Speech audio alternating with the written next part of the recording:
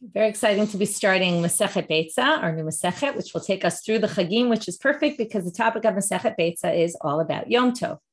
Whereas we learned already Psachim and Yoma and Sukkah and specific laws for those holidays. This is a Masechet that's going to deal with general holidays and laws that relate to all Yamim Tovim, although we'll see something strange in the first Mishnah. They mentioned something Pesach related. We'll have to figure out why that is. It starts in a bit of a strange place. You figure, why is it called Masechet Beitza and not Masechet Yom Tov? And that's because, as is often in Masechtot, you normally expect the Masechet to start off with, if I read a book of laws, you would have a more general, the way, let's say, the Rambam in the Mishnah Torah starts off very clearly. There's a mitzvah aseh of this, or there's an issue of that, and very clearly organized. The Mishnah is not organized in that type of way. And in fact, there's a very nice note in the Koran and the Steinsaltz that basically says, the idea was maybe to bring some interesting case, okay, and you'll tell me whether you think this was worth it or not, to interest the learners in kind of getting into it, right? So instead of just being boring and saying this is the way things are, bring some interesting case that kind of, makes you think about things and gets you kind of into the Masechet, right? Some of you might say this is quite an odd case, and I don't know that I agree that this really is going to convince me to keep with the Masechet, but promise there's interesting things to come, even if you might find this first case a little bit complicated. So what we're talking about here, and I'll recommend some introductions that are on our site. Gita wrote a great introduction, Gita Neufeld, for Masechet Beitza, basics, if you want to get an overview of the Masechet, and some laws that are kind of helpful to know before starting. And Shuli Mishkin wrote an article in Flashback this week about eggs and farming and all that. So that will give you kind of the perspective on the background information needed for what we're going to learn. So those are good reading materials for everyone for today or tomorrow, or whenever is good for you. Print them out for Shabbat. We have enough Chagim coming up. Okay, so Beitza Shenolda B'Yom Tov. For those who are new, just to let you know, the Shiur meets every day, and on holidays I post earlier. So God willing, before Rosh Hashanah, I'll put up the posts after Monday's post. I'll put up later in the day, also Tuesdays, also Wednesdays, so that those who want to learn before the Chag can get ahead. And likewise for Shabbat, Friday morning, the post goes up, and then by Friday, usually an hour or two later, the next post goes up of the next day's daf. And the other thing to know is that there's study guides every day, and they're color-coded based on source material, what time period it's from, whether it's Tanaitic, Amoraitic, or from the Psukim. So those are also helpful to organize the daf and the structure of the page. Those can be found on the website, on all the daf posts. It says there's a button that says click here for I forget exactly what it says, but the study guide says, and also on the podcast in the details, you can find a link to the study guide. So if you look in the podcast details, if you listen to the podcast, you can get it there. Okay, with that, let's get started. Beitza Shenolda B'Yom Tov. Beit Shammai omrim te'achel, uBeit Hillel omrim lo te'achel. We're going to start with 3 machlokot debates between Beit Shammai and Beit Hillel. Rashi points out, before we even read them, why are these 3 here? What's the connection between them? So Rashi says in the Rashi Dibor Matchil Seor, because when it gets to the second one, he already tells you, well, why are these 3 here? Mishum dahane tzlat mile havi mikule Beit Shammai u'michumrei Beit Hillel gabei Yom Tov. These are 3 Yom Tov related issues, and there are 3 issues where Beit Shammai is more lenient than Beit Hillel. Normally, Beit Hillel is much more lenient than Beit Shammai, and in these 3 cases, there are exceptions to the rule that they are more strict. Okay, you can also find these in Masechet Eduyot. So our first case is an egg that is laid on Yom Tov. Beit Shammai says you can eat that egg, and Beit Hillel says lo te'achel, right? What would we have thought we would have started out with? What's the basic main issue on Yom Tov? It's that, and how does it differ from Shabbat? We already learned all of Masechet Shabbat. The main difference is the famous Mishnah that comes up in Megillah. Ein bein Yom Tov l'Shabbat ela ochal nefesh bilvad. The main difference between Yom Tov and Shabbat is ochal nefesh, that you can prepare food in a way that you can't do it on Shabbat. You can prepare foods on Yom Tov. You can cook, right? You can transfer fire from a pre-existing fire. So all those things. You would have expected it to start there, but instead it is talking about food-related issues. And maybe that's why it uses the language te'achel and lo te'achel. Tosfot asks, why doesn't it say asur mutal? It's forbidden, it's permitted. Right? Normally, that's the language used. which then would have been, and we're going to see that this whole issue is a muktzah related issue. What is muktzah? Okay, I'm kind of saying a lot of things. I'll bring it all together within the next few minutes. Muktzah is something that wasn't prepared at all. It wasn't ready. Okay, before Shabbat, it wasn't prepared. This egg, okay, is a category of muktzah. We're going to call it nolad. It was born today. That means that yesterday it wasn't ready. Now, it's not exactly true. And this, they say about egg production, that the egg it takes about a day, 24 hours for the egg to come out of the body of the hen once it's already ready. So the egg really was ready from yesterday. It was just trapped inside the body of the hen. Now, we also didn't know that it was ready yesterday, right? Because we don't know what's inside. We don't use X-ray machines. So we didn't know it was ready, but it theoretically was ready yesterday. And this is going to be important throughout our discussion. But right now, let's put that aside. What we're talking here is that something wasn't, muktzah is something that I didn't have my mind with the intent to use it from yesterday. Okay, so I had no idea I was going to have this egg. So I didn't think about it. So because of that, it would be muktzah. So the issue is muktzah, or the category of nola within muktzah. There's many categories of muktzah. If that's the case, then it should have said asul. You can't move it. Of course, you can't eat it, but you can't move it even, right? So you would have thought it would say that. So Tosfot asked, why does it say lo yachal? So one option I thought of is that maybe because the central issue in Yom Tov is eating, ochal nefesh, that we're allowed to do all sorts of things for food. So maybe you would have thought, I can eat it, and the focus is on the eating, and therefore this is telling you, no, you can't eat it. That's not right. This can't be eaten. But Tosfot suggests a few other possible answers. Tosfot says, if you would have had a sor mutal, you would have thought, the first answer they give is that you would have thought that it's when they say mutal, Beit Shammai, that he allows you to carry it, but he doesn't necessarily allow you to eat it. And you might have made that distinction. That's one answer.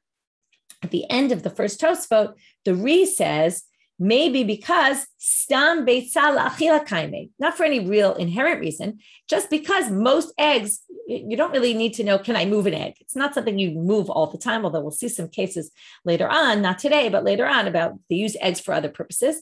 But normally you're not really looking to move the egg, you're looking to eat the egg. And that's the main thing that you need it for. And the Mishnah talked in the language that people use things, kind of in a useful manner. And he also says that maybe he wanted you to know that Beit Shammai not only, well, that's what we said before, not only permits eating, but also not only if you say carrying, then you might not know eating, right? That I guess we said before. Okay. Anyway, let's move on. So Beitza shenolda b'yom tov, Beit Shammai says you can eat it. Beit Hillel says you can't eat it. We don't yet really know the reason why. We're going to see. The Gemara is going to ask a question on this. It doesn't really make sense, this Mishnah, based on some other things, which we'll get into soon. And then the Gemara is going to provide 4 different possible answers as to what's the case, what's the machloket between them. Okay, we'll get to that in the Gemara. We're going to see 3 of the answers today. The 4th one we'll see tomorrow. This Beitza shenolda is going to keep us busy for the next number of dapim till we get to, I forget if it's chet, the bottom of daf tet. The bottom of daf Zayin Amud Bet. Okay, until then we're going to be dealing with this egg case. So next case. Se'ol b'kezayit, v'chametz b'kekotevet. The amount of a leavening agent. This is something that could cause something else to become chametz, right? Like a sourdough, as opposed to a piece of bread, which if I put it into a dough, it's not going to help that to rise. So what's the requisite amount that will be forbidden on Pesach, right? Normally we say chametz is asur b'mashu. Any little bit of chametz already is a problem, right? Which is why we're super crazy about chametz on Pesach. However, you're going to notice that that opinion doesn't appear here at all in the Mishnah. So, se'or b'kezayit, if it's a leavening agent, it's forbidden the size of an olive. The chametz b'kekotevet. Chametz is a larger shear, the size of a date. This is similar to the shear, remember, for Yom Kippur, kotevet agasa, a larger date, but a large date. Here it's in the date form, right? Most shiurim are kezayit. Here they say chametz is even larger, which is the opposite of what we normally say, which is it's even a teeny bit. Beit Hillel and William Zev is Zev Kezayit. Beit Hillel say they're both Kezayit. What does this have to do with Yom Tov? It's true Pesach is a Yom Tov, but it doesn't seem to really have to do with Yom Tov. So therefore, there are those who explain that the issue here is bi'or chametz. Am I allowed to burn chametz? If I see chametz on Pesach, I'm supposed to burn it. Can I burn it on Yom Tov? So depending on its size, if it's a certain size, then we're permitted to burn it on Yom Tov. If it's smaller than the requisite amount, then we can't burn it. And then it becomes a Yom Tov issue if you explain it that way. Third case, Hashochet chayav of b'Yom Tov. Beit Shammai omrim, okay, if you slaughter a chaya, an undomesticated animal or a bird, there's an obligation to cover the blood. You have to cover the blood immediately. So what if I slaughter it on Yom Tov? I'm allowed to slaughter animals because I'm allowed to eat on Yom Tov. So I slaughter an animal or a bird on Yom Tov. Beit Shammai omrim, yachpor bedeker v'yechaseh. I can go dig a hole, dig up the dirt, the earth, and cover the blood. Ubeit Hillel omrim lo yishchot elim ken haya lo afar muchami ba'od yom. You can't slaughter unless you prepare the earth from yesterday. Because again, earth is, okay, there's 4 possible issues here. Let's just talk about the halachic issues. Number 1, digging. Digging is a problem for one of 2 possible issues, depending on how you're digging. It could be like choresh, a tolada of plowing. It could be a tolada of building, boneh, you're building something. So it could be one of those 2 issues. It could be tochen, if you're taking clods of earth and you're breaking them up into pieces, that's like grinding. And additionally, it could be muktzah, because you weren't planning. Normally, earth is not something you use for any purpose. It's purposeless. Therefore, it's muktzah. So basically, you have all these halachic issues, which is going to raise a question on Beit Shammai, how they permitted this entirely. And it's going to raise a question on the next line about Beit Hillel. So the Gemara is going to have to explain what exactly is going on here. We're going to wait till we get to the Gemara to figure out exactly what the case is, to explain why Beit Shammai will permit it and why Beit Hillel, even though they said it's forbidden and you have to actually have the earth ready from yesterday, they say modim, but they all agree, she'im, which really means Beit Hillel agrees with Beit Shammai, she'im shachat, if you already slaughtered it. In other words, what this halacha is saying, when you stand to slaughter the animal and you want to slaughter it, if you don't have earth ready, don't slaughter the animal. But if you already slaughtered it and now you realize, oh no, I don't have any earth ready, then shiachpor bedeker v'yechaseh. Then you can dig with your shovel and cover it. So again, we have to understand what this case is later, because it doesn't really make sense. If it's forbidden, it's forbidden. If it's allowed, it's allowed. Why does Beit Hillel say, well, if you already did it, what we call b'di'evet, after the fact will allow you to cover it, to dig and cover. And then there's this very strange 4 words, which again, we're going to see in the Gemara how they explain them. She'efer kira muchanhu. And the ashes of afar and efer are 2 different things. Afar is earth. Efer is ashes.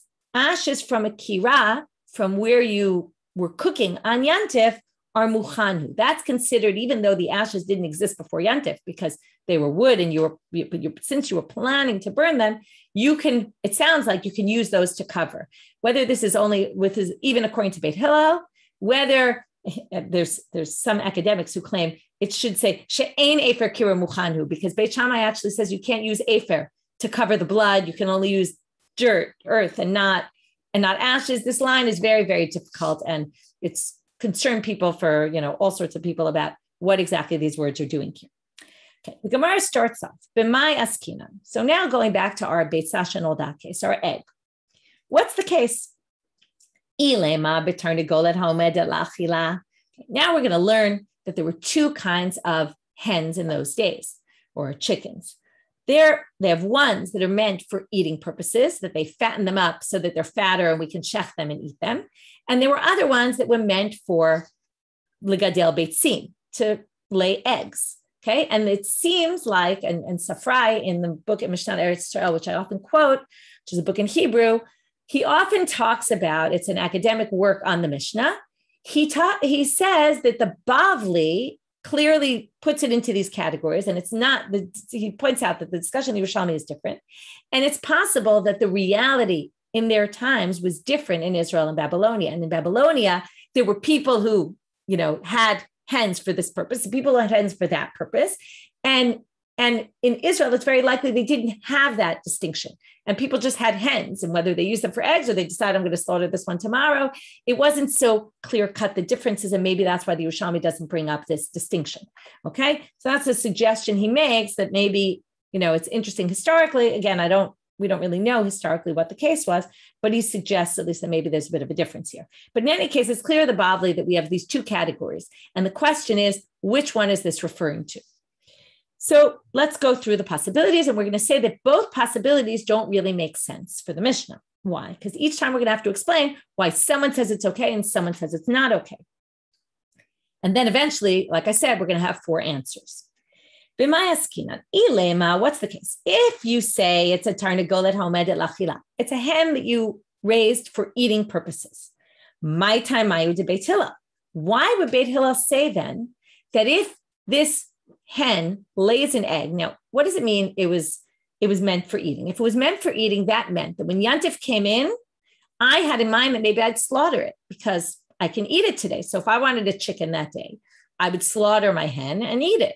So if that's the case, then why is this not allowed? This isn't muktzah or nolad. Why not? Well, let's go through. So now the Gemara is going to say, uchla de ifratu. This egg, as we said before, was already ready 24 hours ago. But what happened? It just didn't come out yet, but it was ready to be eaten. If that's the case, if I were to slaughter the animal, right, I could just take it out. That would be fine. It was already prepared from yesterday. It's no problem. So if that's the case, then the hen is not muktzah, and then neither is the egg. It's not really a nolad case. It's not something that wasn't in existence, because if I slaughter the animal, I can eat the egg. So therefore, it should be totally permitted. So Beit Hillel makes no sense. And if we say the other case, then we're not going to be able to understand Beit Shammai. Ela b'tarnagolet haomedet legadel beitzim, which means that basically from before Yantif, I'm not intending to use this animal today. And the egg wasn't laid yet, so I don't have any intent on my mind isn't on the egg. Then we're going to see, my time ayo de Beit Shammai, muktzah. This should be muktzah.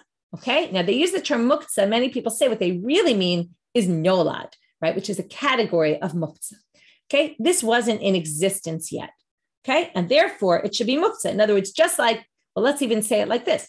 If I never intended to use the hen today, I kind of set it aside, right? Again, what is muktzah? I don't intend to use it today. Wasn't intending to use the hen, then I also wasn't intending to use the egg. Well, the Gemara now is going to say, wait a minute. My kushya, why do you say that I don't understand Beit Shammai? Isn't it muktzah? Duma Beit Shammai leitlu muktzah. Maybe Beit Shammai doesn't hold by muktzah. Wow, that's like a huge statement. What do you mean Beit Shammai doesn't hold by muktzah? Is it muktzah? We learned muktzah when we were little kids, right? Everybody knows what muktzah is, right? Maybe we don't exactly understand it properly. We think you can't touch things, you can't this, which isn't really true. The issue of muktzah is you can't move things. And muktzah usually think of something that what we call a klisha malachto le'isser, which is something that's forbidden to use today, like a pen, let's say, is muktzah, because you can't write on Shabbat, so you can't move a pen. But the real category of muktzah is a little different than we learned when we were kids, which is really something that I didn't intend to use today, right? Like a rock. Find a rock on the street, that rock is purposeless. That's muktzah. It was something I didn't prepare to use on Shabbat. So how could you say Beit Shammai doesn't hold by muktzah? Now, if you learned Masechet Shabbat, you might remember that there's a very big machloket about where do we draw the line on what's considered muktzah or not. And we have a famous machloket. There's a bunch of people, but really the main machloket is between Rabbi Shimon and Rabbi Yehuda. The Rabbi Yehuda is much more stringent when it comes to muktzah laws, and Rabbi Shimon is very lenient when it comes to muktzah laws. And it even says in Masechet Shabbat that Rabbi Shimon lately muktzah, to which the commentaries say, but he does say certain things are muktzah. In the end, they say he has a very narrow definition of what falls into the category of muktzah. So why don't we just say that Beit Shammai holds a very small amount of things are muktzah, and most things are not muktzah, and this wouldn't be muktzah. So why don't we say that? So now they say, right? So the whole question, let's just go back. We had a question. If we say that that's the case, why would Beit Shammai, right? What's their reason? Isn't it obvious it's muktzah? To which the Gemara said, why is it so obvious to you that it's muktzah? Why don't you just say Beit Shammai holds like Rabbi Shimon and doesn't hold muktzah? To which the Gemara says, well, why didn't we think that? Because kasal kadatim, we assumed that what? Afilu man deshari b'muktzah bin nolad aser. This is a very interesting line. Even one who permits muktzah like Rabbi Shimon will still hold that nolad, as I told you. Rabbi Shimon is a minimalist. He has very few things in the category of muktzah, but for sure he would think that nolad is forbidden. Why? Because it's a pretty serious category of muktzah. So what's the reason? So Rashi explains, if we look in Rashi, kasal kadatin, and you skip down to halfway through that Rashi, He says, why? Why would Rabbi Shimon, who permits muktzah and is very lenient about muktzah, would specifically say that something born today or created today, like this egg, would be a problem? Because the ilu b'muktzah svirale, when it comes to muktzah, he would hold lo makzi inish midate midi dechazele. What happens when Shabbat comes in? The idea of muktzah is I didn't intend to use it for anything. Let's say I have rocks in my garden. I don't intend to use them for anything. They're just there for beauty. But if I decide that I'm having a meal outside and I set aside some rocks and I say my tablecloth is going to blow away, I'm going to put the rocks on the corner of the tablecloth to keep the tablecloth down. I can designate those in my mind and say, I don't want these spread. I'm going to use these on Shabbat, and then they're not muktzah at all. I have paintings on my wall. I don't ever move them. Those are right, or rarely. They're considered muktzah in general, because what's the assumption? Before Shabbat starts, now obviously I don't think about all these things before Shabbat starts, but before Shabbat starts, it's kind of as if it's in my mind and I don't plan to use them, okay? So now comes Rabbi Shimon, the Mekel opinion by muktzah, the lenient opinion, and he says, no, anything that's in my house, that's around my rocks in my garden, again, might not say it by rocks, but let's say my paintings on my wall, maybe I'll have some use for them, right? Maybe the rocks I'll have some use for. Maybe I assume anything I see around could potentially be something that I can use on Shabbat. And therefore, those don't fall into the category of muktzah. Why is nolad different? For a very obvious reason. Comes Rashi and he says, Aval nolad lo have yade din have date lave. I didn't even know it was existing. I didn't know that egg was going to be laid today. So when Shabbat started or Yom Tov started, I wasn't thinking about the egg that might come out potentially from the hen, and that I'm going to want to use. So therefore, I didn't have the whole theory of Rabbi Shimon is I want to make sure I have the maximal use of anything I might want to use on Shabbat. And therefore, I assume that anything that potentially could be for my use, I have my mind on. But this, I don't have my mind on, okay? Because it didn't exist. That's Rashi. According to Rashi, muktzah has to do with my intent, right? What I was thinking has to do with the person. Other people explain, no, it's the chayfetz. It's on the object. The object didn't exist yesterday. So because the object didn't exist, that creates a nolad situation. Whereas objects that existed, we're going to be more lenient about. Whereas objects that didn't exist, okay, and that the focus is on what we call the chefza, the object. Either which way, you can see that there's a difference between something that existed today and something that didn't exist, or existed yesterday, didn't exist at all. Okay, so therefore, we might have, right, that's what they're saying. They thought that maybe even if Rabbi Shimon, which and then comes back to the square one, why did Beit Shammai permit this egg? If it's an egg that's meant l'gadel beitzim, it should have been muktzah, nolad, okay? And therefore, it should have been forbidden. So Amar Rav Nachman. Now we're going to get, so therefore, my time I owed to Beit Shammai. So we're still stuck with then, what's the reason for Beit Shammai? So here's the first answer. The first answer is going to keep us busy for most of the daf. Amar Rav Nachman, la'olam betarnegolet ha'omedet l'gadel beitzim. It really is this category that we just described, and it's really a muktzah issue. And guess what he says? Di'itle muktzah, itle nolad. Udilele muktzah, leitle nolad. Beit Shammai k'Rabbi Shimon, Beit Hillel k'Rabbi Yehuda. He says very simply what they thought was incorrect, and they asked the question, and they said, for sure Beit Shammai is going to forbid it, because for sure, even if he doesn't know muktzah, he's going to hold nolad. No, you could say that Rabbi Shimon, who doesn't hold muktzah, Beit Shammai holds like him, and not only does not hold muktzah, he doesn't hold nolad. He doesn't think that nolad's a problem. Okay? The fact that I didn't see this egg yesterday has no bearing. The egg actually was ready from yesterday. It just hadn't come out. No problem at all. Okay? And Beit Hillel holds like Rabbi Yehuda, who says, yesh muktzah, we're going to be machmir. And therefore, just like there's muktzah, there's obviously nolad, and that's why they're going to forbid. And there you have your machloket. Very simple. However, it's not so simple, because it's very nice to say this, but they say, wait a minute, Rav Nachman, this is what you said, but you contradict yourself, because you basically say that Beit Shammai holds like Rabbi Shimon, and Rabbi Yehuda, and Beit Hillel holds like Rabbi Yehuda. But in Masechet Shabbat, you said the reverse. Let's read. Rav Nachman hachi, it says in the Mishnah, Beit Shammai omrim, a Mishnah in Masechet Shabbat. Beit Shammai omrim, magbihim, okay, another category of books before we read this. If you have bones on your table, and let's say you don't have a dog to give your bones to, okay, and you have peels of an orange or whatever it might be, okay, or maybe peels of an orange aren't good because you can actually use them as food, but something that's inedible, what do you do? Like you're eating peanuts and they have that shell around them, right? The little, the papery kind of shell.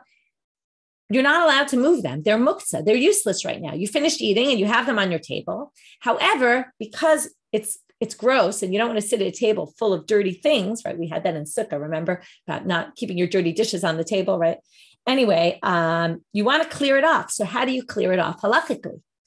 So according to Beit Shammai omrim magbihim me'al hashulchan hatzamod uklipim. Because it's disgusting, we allow you to pick them up off the table, no problem. Even though they're muktzah, again, this is a minimalist view of muktzah. We're not worried about this. We allow you to clear your table off.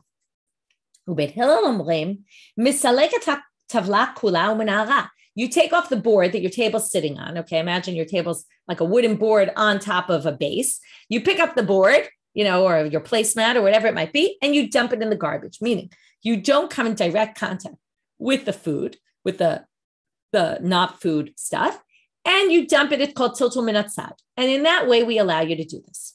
So now, right, like arinim at the table, yafe, exactly. So now they say, now this sounds very, very similar, right? This sounds to match up. It seems to match perfectly. Beit Shammai is lenient, Beit Hillel is machmir. But remember, we brought this as a question. Rav Nachman, did you really say this? Because on that Mishnah, guess what Rav Nachman said? Amar Rav Nachman, anu ein lanu ela. We have a tradition that what? That Beit Shammai ke Rabbi Yehuda, uBeit Hillel ke Rabbi Shimon. And therefore, what does he say? Switch the opinions. He says it's obviously the Mishnah is incorrect because we know that Beit Shammai is more stringent and holds like Rabbi Yehuda, and Beit Hillel is more lenient and holds like Rabbi Shimon. It's the exact opposite of what Rabbi Shimon just answered by us. So how do we explain this?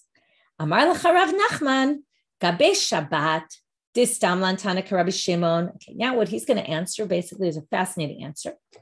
We're basically going to distinguish between Shabbat and Yom Tov. And we're going to say like this. When it comes to Shabbat, now we're focusing now on Beit Hillel because generally we hold like Beit Hillel. And the question is, why was Beit Hillel? Now, what happens? Beit Hillel is more lenient in Masechet Shabbat. In Masechet Shabbat, he holds like Rabbi Shimon. In Yom Tov issues, he holds like Rabbi Yehuda, the stringent opinion. Now, you would think it would be the opposite. When it comes to Yom Tov, we're always more lenient. So why all of a sudden is he going to be more stringent when it comes to Shabbos rather than Yom Tov? Right? So it's a little bit strange because again, Yom Tov, we're much more lenient in general. We allow food preparation. We allow things that we don't normally allow on Shabbat. So let's first read and see why Beit Hillel was more machmir in Shabbat. And first, we're going to see technically, and then we're going to have to understand what's the logic. So Gabe Shabbat, okay, Amar lecha Rav Nachman means that Rav Nachman would answer. Okay, he wasn't here to answer, but he would answer the contradiction we brought against him in the following way. Gabe Shabbat, distam lan tana ki Rabbi Shimon. When it comes to Shabbat, there's a simple Mishnah. Okay, a simple Mishnah means, or an unspecified Mishnah, that means the Mishnah brought a halacha without saying who said it. An unattributed Mishnah maybe is the better way to say it. It's unattributed, and there's no machloket there brought. Now, the assumption is if a Mishnah brings an unattributed opinion without a machloket, we usually hold that way. So we're now going to see a stam Mishnah in Shabbat and a stam Mishnah in Yom Tov. That in Shabbat, it's like Rabbi Shimon, Mekel, lenient, and in Yom Tov, it's stringent like Rabbi Yehuda. And we're going to say that's why Beit Hillel, okay, we're going to see, that's why Rav Nachman holds that Beit Hillel holds that way there and that way there. So I'm Rav Nachman. Gabe Shabbat, destam lan tana ki Rabbi Shimon, ditnan mechatchin et hadluin lefnei abema ve'et hanivela lefnei aklavim. You can cut gourds that are not ripe, they're not edible without cooking them. You don't eat raw gourd. You can cut a gourd before your animal on Shabbat, even though theoretically it's muktzah because you weren't planning to eat it. But since an animal can eat it, it's okay. And et hanivela lefnei aklavim, if the animal died on Shabbat, that means before Shabbat it wasn't dead. You weren't planning to eat the animal. You weren't thinking I'm going to give it to my animal to eat either because it wasn't dead. Then it drops dead on Shabbat, even though it wasn't prepared. This again, muktzah. But you see here that they're very lenient, like Rabbi Shimon. You can cut it up into pieces and give it to your dog to eat on Shabbat. Therefore, mokim la Beit Hillel to Rabbi Shimon. So therefore, Rav Nachman said, I see there's a stam tana in Masechet Shabbat, and therefore I assume that Beit Hillel must have held by that opinion in Masechet Shabbat, and therefore right, Beit Hillel is more lenient when it comes to Shabbat. Aval gabe Yom Tov, the stam lan tana ki Rabbi Yehuda. Titnan, as it says in later on in our Masechet, Ein mivakin eitzim min hakorot, v'lo min hakora shenishbera b'yom tov. You can use wood to make a fire. Right? How else are you going to cook food on Shabbat if not to use wood to make a fire? But what wood can you use? It has to be wood that was prepared before Yom Tov. What if I have wood in a pile to build my house with? Okay, wood for building. That's wood that I wasn't planning to use for burning because it'll be destroyed. Therefore, if I have wood that was intended specifically for building, I cannot take wood from there, beams from there, and use it for cooking. Likewise, if I have a beam that broke, a beam in my house that broke on Yom Tov, I can't use it because, again, it wasn't prepared from before. So comes the Mishnah and says, you can't do that, which is obviously a more strict opinion of muktzah. So therefore, mokim la Beit Hillel ki Rabbi Yehuda. So therefore, Rav Nachman, so this is all explaining why Rav Nachman said, Beit Hillel, he saw the Stam Mishnahs. He said that must be the halacha.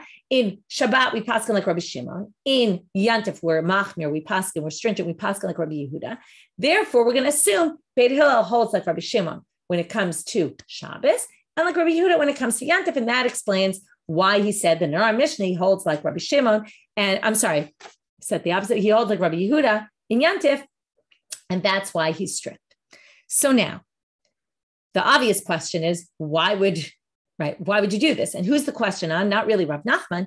The question is on Rabbi Yehuda Hanasi, who put together the Mishnah. So now they're going to ask, because he's the one who kind of put a Stam Mishnah there and a Stam Mishnah there, that he's strict by Yantif and lenient by Shabbat. So Michti, Man Stam Alamanitin, who's the one who put in this Stam Mishnah? Rebbe, who's Rabbi Yehuda Hanasi, who put together the Mishnah. Ma'ishna b'Shabbat. So now we're asking on him, why on Shabbat did he stamlan ke Rabbi Shimon, u'ma'ishna b'Yom Tov to stamlan ke Rabbi Yehuda? So why did he do it in this way when you would have really thought the reverse? Ambre, and here comes a really big line. And if I said in the beginning that we're starting with a very weird case, it's almost a strange way to start the Masechet. This is a very interesting line to start the Masechet with. Shabbat de chamira v'lo ate l'zilzule ba stamlan ke Rabbi Shimon de mekel. Shabbat, we're very strict in general. Therefore, we're not worried that people aren't going to take Shabbat seriously. And therefore, we can be more lenient when it comes to muktzah.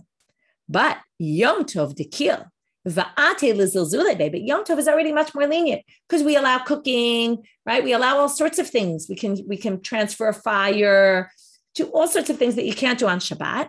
Therefore, we're worried that if we're lenient in muktzah, people might come to l'zilzule ba. And therefore, right, to basically start doing other things as well. And therefore, Stamlan Rabbi Yehuda de Machmir, right? Fascinating line. You think about it, I think about little kids, right? Little kids, they grow up, they have Shabbat every week, and then all of a sudden Yantif comes. And all of a sudden they could do things that they couldn't do on Shabbat, and they start, I don't understand, what day is this? What is this exactly? It's not Shabbat, right? What can I do? Can I do this, right? They start asking, can I write? Can I, right? But so it's tricky. Because it's tricky, we have to be more stringent. Okay, we see all sorts of cases like this where whenever we're concerned, like sometimes the Chachamim are more strict with Divrei Chachamim than they are with Divrei Torah, because again, Divrei Chachamim, we're worried people might not take so seriously. So it's an interesting argument that the Gemara often uses. Okay, so now we have another question though. That was all the first question. Okay, now we get on Rav Nachman's opinion, which was Rav Nachman himself seems to contradict. Oh no, that was Shabbat. This is Yom Tov. They're different. Second question on Rav Nachman. B'mayu kimta b'tarnigolet haomedet legadel beitzim umishum muktzah ihachi. If the whole issue is muktzah and it's because of the hen, right? It's really because of the mother, right? The hen that was laying the egg. The hen is muktzah, and therefore the egg is muktzah. So ademiflagei bebeitza lifnegu b'tarnigolet. So why didn't it say the hen is also muktzah? It should have talked about the hen itself. So to which the Gemara says, "Lahodiacha kochan de Beit Shammai." Oh, sorry. It should have. The answer is Lahodiacha kochan de Beit Shammai de benolad shari. They wanted to teach you specifically this muktzah, and then right, the hen is muktzah because you designated it for eggs, not for slaughtering today. So you assumed you weren't going to use it. But the egg is a problem because of nolad, which is category of muktzah, but it's nolad. So therefore, they wanted to teach you that Beit Shammai even allows nolad. That was the bigger chidush, as we should say, right? The bigger law to teach. But then the Gemara says, no, you could say the exact reverse. Why don't you say, you could do the exact same thing the other way to Beit Hillel and say, no, it should have taught you. Not only does Beit Hillel say you can't eat the egg, which is no lad, that for sure is going to be a problem according to Beit Hillel, but even the hen is considered muktzah. So you really should have mentioned the hen. To which the Gemara says, well, you might suggest, and this is something that also comes up in the Gemara a lot. We'd rather teach you, it's a bigger chiddush to permit something, because anyone could say this is usher, this is usher, this is usher. That's easy. It's like being on the safe side. But to actually, right, we always say you have to have broad shoulders to permit things. So to permit is a bigger chidush, bigger innovation. Therefore, it makes sense that we would say Beit Shammai specifically the egg. However, right, that even the egg is okay. However, the Gemara says still v'niflog v'travayu, tarnagolet, right, and therefore you should have said tarnagolet haomedet legadel beitzim he ubeitzata Beit Shammai omrim teachel uBeit Hillel omrim lo teachel. They say even if you want to teach us, it's actually interesting because they don't really explain why. But even if you wanted to teach the bigger chiddush, you still could have taught it in a way that you would cover everything. And you would get the tarnagolet and you would get the egg, and you would see that they both disagree about both. And that would have been a better way to do the Mishnah, in which case we're left with the question of Rav Nachman. And here comes our second answer. Amar Rabba. So we had two basic questions of Rav Nachman. One we answered, we resolved, which was the Beit Shammai Beit Hillel Shabbat Yantif issue, which we said difference between the two, versus the second one, which we didn't actually have an answer, which is the Mishnah really should have mentioned the tarnagolet and the egg if the whole issue was really muktzah. Second answer, Amar Rabba. He goes with the other option. It's a tarnagolet you're planning to eat. It's not muktzah. That's not the issue. What's the issue? He adds that, by the way, the real issue is in a yantif that comes on Sunday where it's right next to Shabbat. So yesterday when the egg was ready, it was Shabbat. Okay, now that's a big difference. Umishum hachana. The issue is there a problem of hachana or not? What does hachana mean? This is very famous. It's called hachana derabba, just like we have zera derabba about not carrying your lulav and all that. We have hachana derabba. In both cases, it's not like he made up this law, but he described this is what the early people were arguing about, which is hachana. It comes from here. We'll read it inside. Bekasava Rabba. Let's explain it first. Kol beitza demityad ha'idna me'etmol gamrala. This is what I explained before. He held that any egg that is born today, was laid today, was actually ready already yesterday. Okay, in the hen. And berabba leta'amen, he goes according to his own approach. The Amar Rabba, my dichtiv, when it says in the Torah, v'haya b'yom hashishi ve'echinu et asher yaviu. This is by the man. When they got the man, it says on Friday. Remember, they had to prepare all of the man. They had to prepare everything. What do you learn from here? Chol mechin l'Shabbat. You can get ready for Shabbat on a regular whole day, a regular day. V'chol mechin l'Yom Tov, and you can also prepare for Yom Tov, same as Shabbat. But ein Yom Tov mechin l'Shabbat, ein Shabbat mechin l'Yom Tov. But you can't prepare from Yom Tov to Shabbat, and you can't prepare from Shabbat to Yom Tov. Okay, forget about Eruv Shavshilin. I'm not going to get into that right now, although we will see that later in our Masechet. But the point is that this egg was ready. When did it get prepared? On Shabbat, and it's now Yom Tov. Something prepared on Shabbat can't be eaten on Yom Tov. It has to have been prepared on Friday. This egg wasn't ready on Friday. This egg, so again, it's not a nolad issue. It's a matter of, was it ready? Was it full? Was it whole in the body of the hen? So it was yesterday, but yesterday was Shabbat. Okay, now notice the Mishnah didn't talk about a case of Yom Tov shechal achar Shabbat. So our case just said Beitza shenoda b'Yom Tov, any Yom Tov. So now we're going to explain. But then, okay, now by the way, this is all explaining, just to make it very clear. So Beit Shammai holds we don't need hachana. There's no law of hachana. We don't have to worry about it. And Beit Hillel holds there is hachana. And because this wasn't ready before Shabbat, which was before Yom Tov, it doesn't work. Now, so comes Abai and he says the obvious, which is, well, then the case in our Mishnah, Beitza shenoda b'Yom Tov should be fine. Because if it's a regular Yom Tov, like now, we're going to have Rosh Hashanah, it's on Tuesday. Monday, it was ready. It should be totally fine. They forbid it on Monday because if I eat it on Monday, well, the next time that Yom Tov falls on Shabbat, I'll think I can eat it on Yom Tov falls on Sunday, I'll think that I can eat it. So because of that, they forbid also in this case. Okay, it's a gzera, which comes, okay, now we're going to see. Then I told you there's 4 answers. The first answer was, it's a basic issue of muksa nolad. The second, or the last 3 answers we're going to see are all gzera. It's all a gzera, which already makes it a totally different thing, where they don't really have a basic machloket. It's just a matter of should, the rabbis, should we be worried that if we allow this, it will lead you to do something else? So, and then the obvious, then the debate is, are we gozer? Are we not? Do we have to worry that people will confuse them, or don't we have to worry? So then they say, well, then Shabbat alma tishrei, a regular Shabbat should be fine. They say, no. Also, gzera mishum Shabbat achar Yom Tov. Sometimes Shabbat comes out after Yom Tov. Happens on Shavuot a lot. You'll have Shabbat Sunday, and then Chutz it's Sunday, Monday. So because of that case, they forbade every Shabbat.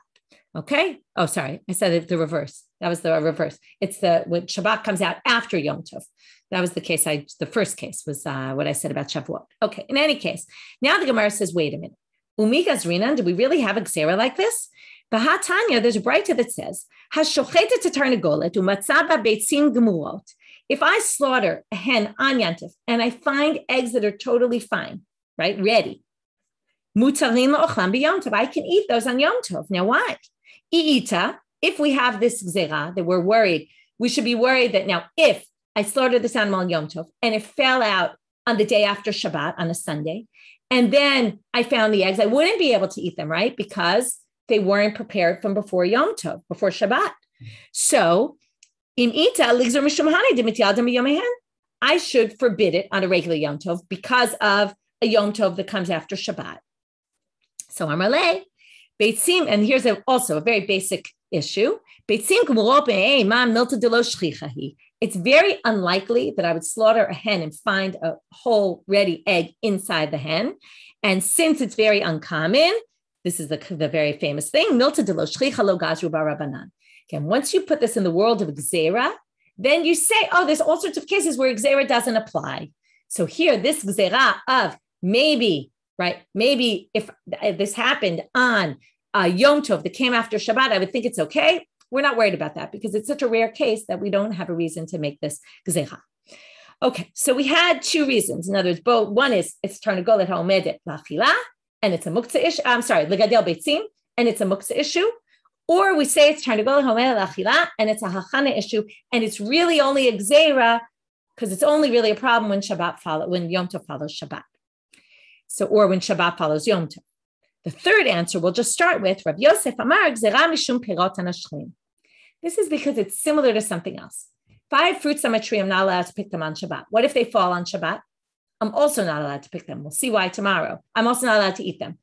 Because again, they weren't ready from before. We'll see in the Gemara tomorrow what exactly the concern is. So if that's the case, and I can't eat a fruit that fell by itself, they say, likewise, you can't eat an egg that was laid, even though really it was prepared from yesterday. But if I allow you to do that and eat a Beitza shenolda b'Yom Tov, you'll think that you can also eat fruits that fell off a tree. I don't know if you would have made that connection, but comes from Yosef and he says, maybe you make that connection, right? Unlikely you would because we don't really deal with eggs very often, but maybe people who deal with eggs all the time, right? Which was a common thing.